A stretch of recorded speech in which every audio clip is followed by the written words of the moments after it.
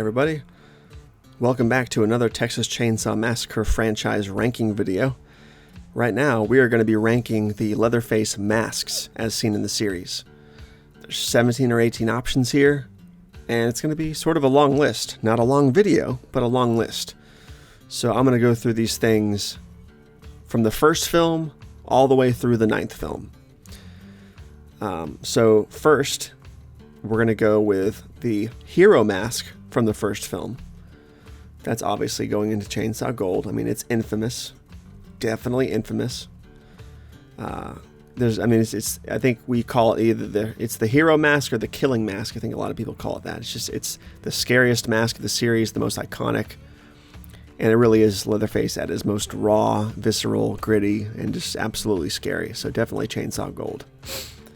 Number 2 would definitely be the Pretty Lady mask from the first film, also in Chainsaw Gold. I think it's probably equally iconic, albeit in a different way. I'm starting to see the Pretty Lady mask pop up more versus the Killing mask, as far as like movie covers and promotional art and that kind of stuff. The Pretty Lady seems to be a fan favorite, and I can see why. It's equally scary. It's more bizarre than the Killing mask, but I don't think it's as good or as iconic, but I a lot of people do. Next up, we're going to go with the Grandma mask from the 1974 film, which I think is absolutely bizarre and creepy and terrifying. I think it sucks that we only saw it for that one small, tiny little segment in the kitchen, but it's absolutely terrifying. With that said, the Grandma mask, and you probably all going to disagree with me, it's so freaky and so frightening. It's got to go in Chainsaw Gold. I mean, it just has to. That mask freaks me out. Next up, we have the Texas Chainsaw Massacre 2 mask from Part 2, 1986, which is a fantastic fucking mask. You really see Tom Savini at work here. It doesn't look as real as the masks from the first film, but I don't think it was intended to. It's intended to look a little bit more cartoony and like made from the faces of various people, different ethnic backgrounds for sure, and crazy looking mask. Bill Johnson really looks freaky in that fucking mask. Also iconic, fantastic. Wouldn't change a thing about it. Chainsaw Gold for sure. Are you kidding me? I'm gonna go with next up is the Part 3 mask from Texas Chainsaw Massacre 3. R.A. Milhoff's, or is that how you say his name? R.A. Milhoff, whatever. I'm not a huge fan of that mask. I'm not a huge fan of the hair or the look or the teeth. It's a good movie. I like the Leatherface. He did a good job in the role. It's not bad looking, but it's just comparatively so. I'm gonna say it's good comparatively to some of the other stuff in the series. It's good. Not pretty damn awesome, but good. We'll leave it there. Going next on to Next Generation, which is the 4th film in the series. Robert Jacks's Leatherface. His hero mask or his killing mask, the first mask we see him in, is so hot garbage. It just looks like a brown flat pancake on his face. There's no detail. Oh my god. No offense to the production designer in this film or whoever made the masks, but I'm just not into that mask. It looks so derpy and just ooh. Next up, we have the Grandma mask from the film. Not as creepy as the Grandma from the original film, but it's a much better mask than the Killing mask or the Drag Queen mask later on in the film. There's actually a little bit of a creepiness to it, so I'm going to put that one in decent. It actually is a decent mask, considering. Next up, we have the cross-dresser Drag Queen mask, which is it's kind of cool because it's really Ed Gein. You don't really see a lot of stitching. You just see like the whole face and the neck are there intact.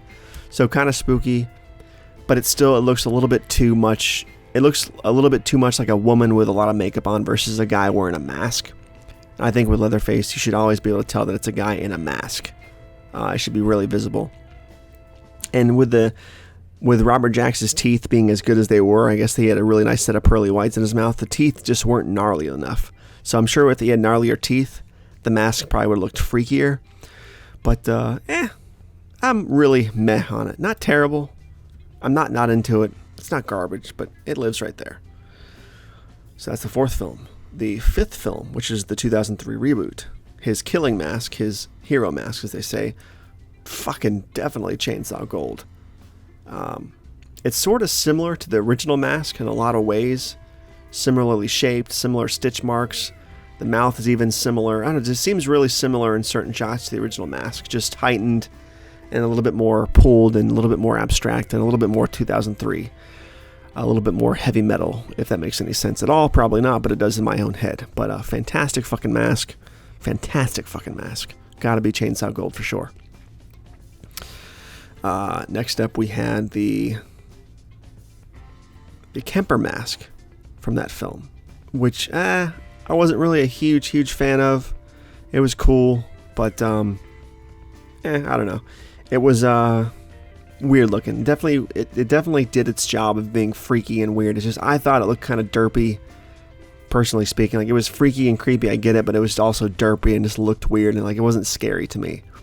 And it also made Leatherface's head just look too big. So I'm really not into it. It's not bad though. I'll put it on the same level as I'm gonna put it in decent. It was decent. It was decent. I'll give it that. It was decent. Definitely better than the crossdresser mask, but not as good as part 3 for sure. Next up we have the 2006 prequel, Texas Chainsaw: The Beginning. And in that movie he wore the dog mask, which was really cool. Not a traditional human skin mask, I should say, but I think it was made from the hide of a dog in the film. I think you see that in the credits, but yeah, pretty fucking cool mask, pretty freaky looking. Definitely sows the seeds for what comes down the road later. Pretty damn awesome is where that mask lives for sure. And that's probably the same as where the next mask would live, which is the main hero mask of the film after he gets rid of the dog mask. So that's actually going to go in good. That'll go with good with part 3's mask. I think it's on that level. I'm not a huge fan, but it's all right. It's all right. Next up, we have Chainsaw 3D. We have what I like to call the wooden mask, which is the first mask we see him in that movie. And I really have to say that it's meh. I'm not a huge fan of that mask. It's not that I'm not into it. It's not garbage, but it's just, it's kind of, I don't know. It's not very, I don't know, it just doesn't look good to me at all. It looks really hard. It just doesn't, not a fan. Not a fan. It doesn't look like flesh to me. It looks like urethane rubber or something like that. When we got to the hero mask later in the film, the killing mask, the main mask of the film, once he cuts it off the cop's face, that probably lives in the decent. It's still kind of derpy looking. None of the masks in 3D were very good, if we're really being honest. They weren't that good. They weren't terrible, but they were kind of major room for improvement. So I think it lives here with the Kemper and Grandma from part 4 mask, and decent. And not bad, not great, sort of in between. Next up we have the 2017 film, which sort of doesn't really count because he only has the mask for like the last 2 minutes of the film, 5 minutes of the film maybe. And it's not even really a mask, it's like a muzzle. But since we're ranking the looks, we have to rank them. Ranking the masks, I mean, we have to rank this mask. I'm going to put this in not into it. It's not garbage because it serves the purpose of the story. I just don't like the look. I think the actor, he does a good job in the role, but I think he's a little bit too hammy once he has the mask on. It's just a little bit too, it's too far. I'm not really a fan. And if we were including, I'm not really sure if it counts, so I'm kind of making it a bonus thing. If I were to include the cow head from the opening prologue of the film, I would probably put it in meh. But since it's not really a mask, I guess it kind of doesn't really count. But if it did count, it would be in meh. So I'm going to leave it out, though. Oh, look, and we also forgot one other thing. The Pretty Lady V2 mask from Texas Chainsaw 3D. It's supposed to be the continuation of the first movie, but it's just, the mask looks bloated and weird, and it's too fat looking, and the makeup's a little bit wrong, and it just looks off. It's not creepy at all, anywhere near the first version of Pretty Lady. So I'm really putting this one in not into it also. Forgot to rank that before, but yeah, not into that at all. It's too unlike the V1 Pretty Lady. Do not like it. And the look on the actor's face in that film was just, did not like it. Moving on to the last but not least, which is the Chainsaw 2022. And it's It's better than the wooden mask from 3D. It's better than the grandma mask from TNG. I guess I would probably put it in good. I guess I'll put it in good. Because it is better than all these masks, I think. It's better than these. I think it looks too much. I heard somewhere, there was a YouTuber I heard describe it as a microwaved baby. That's the best way to describe it. I'm not a huge fan of it. It's a little bit too droopy, too swollen, too much of it. I don't know, it looks like a melted fat guy, if we're being honest. But it's better than these other ones. I'll give it that. Not as good as these two, but better than these other ones, I think. So, yeah. But as far as this chart's concerned, that's where these masks live. But let's rack them up. At number 17, we'd have the hero mask from The Next Generation. Number 16, we'd have the muzzle from Leatherface. Number 15, we'd have the Pretty Lady V2 mask from 3D. Number 14, we'd have the wooden mask from 3D. Number 13 would be the lady mask, or crossdresser mask, I should say, from Next Generation. 12 would probably be the Kemper mask from 2003. 11 would be the grandma mask from Next Generation. 10 would be the hero mask from 3D. Number 9 would probably be the hero mask from 2022.